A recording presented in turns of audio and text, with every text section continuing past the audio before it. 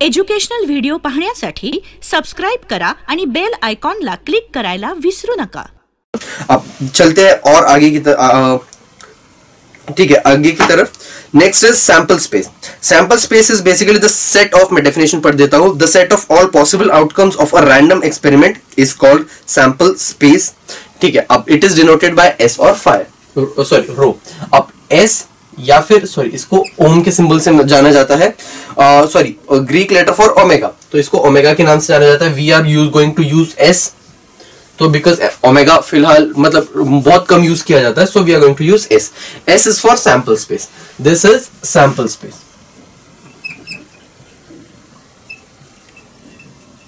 अब sample space में हमें बेसिकली होता क्या है, this is basically the total number of outputs that we can get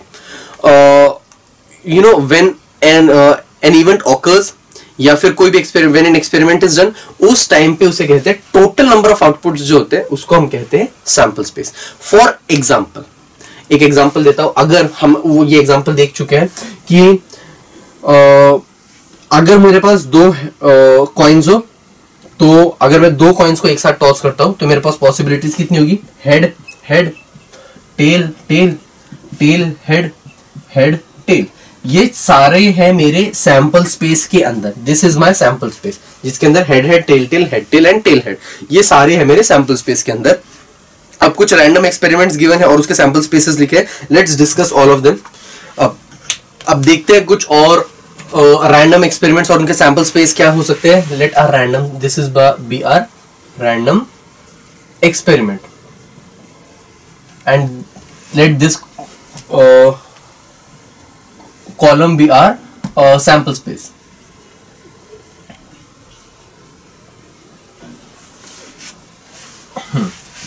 अब पहला हमारा रैंडम एक्सपेरिमेंट है वन कॉइन टॉस्ड। अब हमने क्या कहा था, रैंडम एक्सपेरिमेंट क्या होता है, जो टोटल नंबर ऑफ आउटपुट्स हो सकते हैं मेरे पास। एक कॉइन को टॉस किया गया है, दो ही आउटपुट्स हो सकते हैं, या तो हेड आएगा या तो टेल आएगा। So this can be head और सॉरी हेड एंड टेल। यही है मेरे पास रैंडम एक्सपेरिमेंट में। अब अगर मुझसे नंबर ऑफ सैंपल स्पेस पूछा जाए तो कितने हैं मेरे पास, 2। This is number of sample space का कॉलम अज्यूम। अब यहां पर अगर 2 कॉइन्स टॉस किए गए हो, 2 कॉइन्स टॉस्ड अगर हो, तो हम ये देख चुके हैं सैंपल स्पेस। 2 कॉइन को अगर एक साथ टॉस किया गया है तो हेड हेड हो सकता है, दोनों में हेड आ जाए, दोनों में टेल आ जाए, सॉरी दोनों में हेड टेल आ जाए, पहले में हेड और दूसरे में टेल आ जाए, या पहले में टेल और दूसरे में हेड आ जाए। इनमें से कोई भी हो सकते हैं मेरे sample space. So number of sample space कितने हुए, this is going to be 4। तो टोटल नंबर ऑफ आउटपुट्स कितने हुए, 4।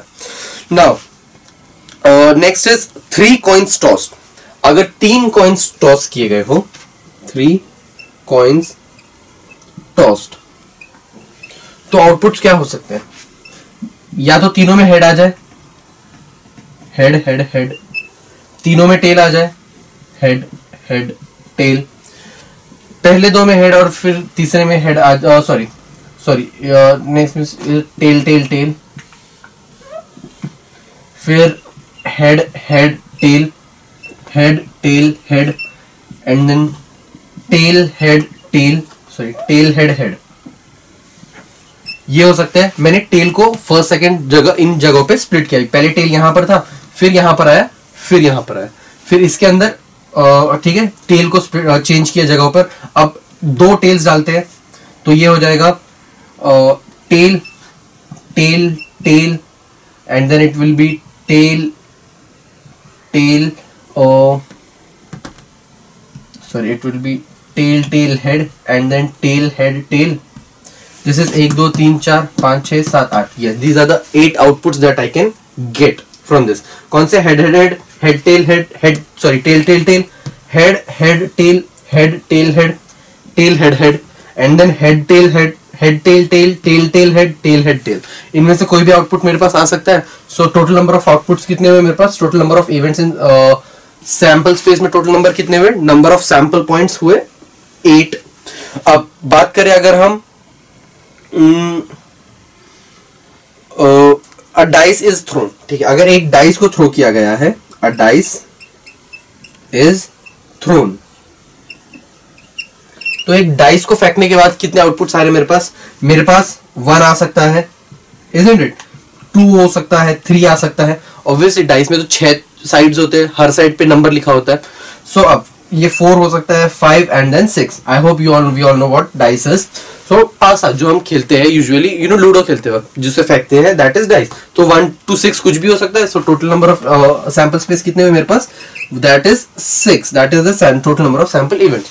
Next is if 2 dices are thrown. अब मुझे पता करना है अगर 2 डाइस फेंके गए हो तो मेरा सैंपल स्पेस कितना होगा। अब सबसे पहले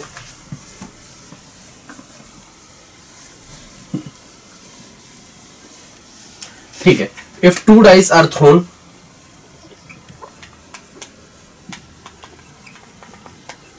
now I also need to rub this one क्योंकि number of sample events जो उसमें होंगे वो चेंज हो जाएगा।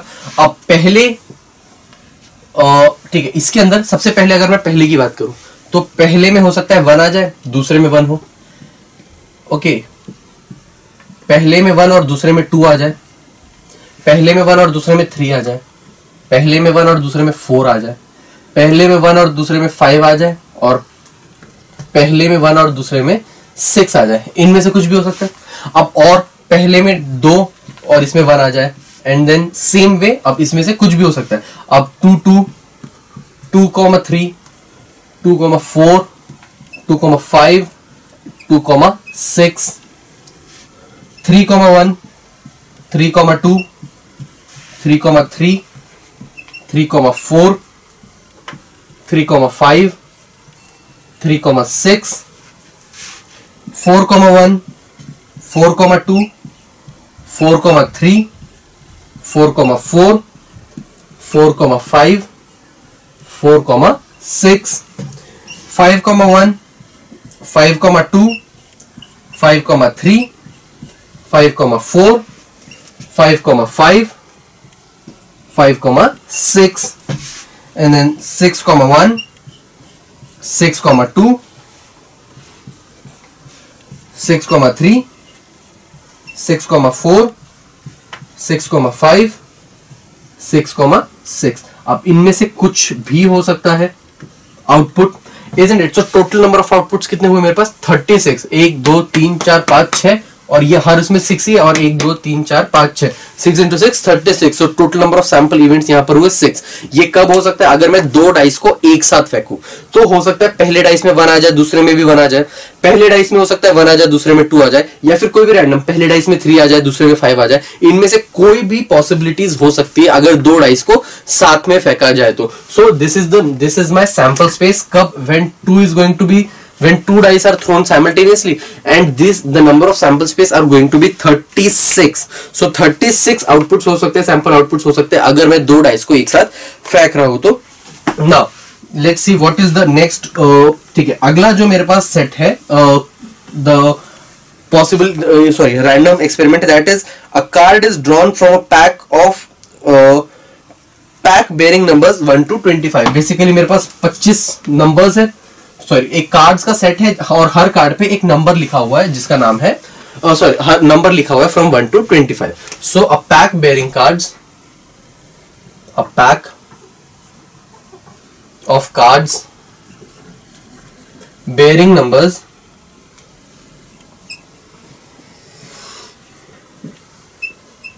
1 to 25। तो अब वो नंबर्स कौन से हो सकते हैं? 1 हो सकता है, 2 हो सकता है, 3 हो सकता है, 4 अप टू 25।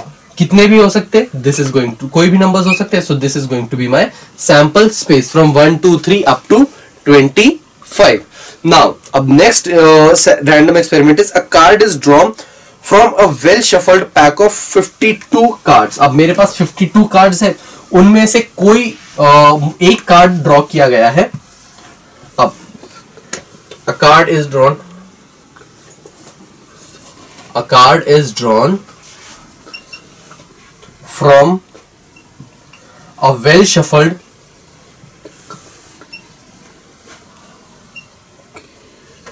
pack of